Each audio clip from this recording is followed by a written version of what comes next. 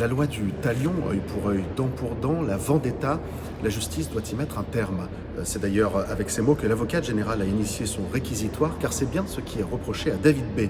L'homme de 33 ans est en effet accusé de violence avec arme ayant entraîné une infirmité permanente sur une victime et des incapacités totales de travail sur deux autres, le tout commis avec un fusil de chasse. Mobile envisageait venger son petit frère agressé par deux fois.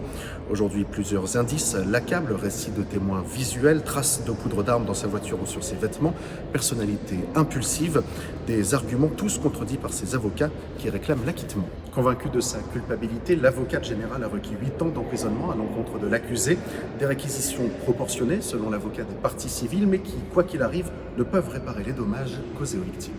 Les parties civiles, ce qu'elles attendaient, c'était une reconnaissance des faits, une explication face à l'évidence. Enfin, c'est l'ADN, les traces de tir, le fait qu'ils soient reconnus sur les lieux des faits, le fait que l'ensemble des témoins, y compris ses proches, disent que voilà, on ne lui avait pas demandé de passer à l'acte comme ça. Certes, il y avait des conflits au sein de la ville de Montlouis, mais on en était resté au point, entre guillemets.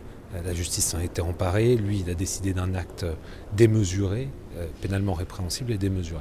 Ce midi, la mère de Matteo, qui a perdu un œil et qui risque à tout moment de devenir totalement aveugle, nous a confié espérer une reconnaissance des faits et des excuses de la part de l'accusé, des excuses qui soulageraient sa conscience et aideraient la victime et leur famille, une attente qui ne sera pas satisfaite.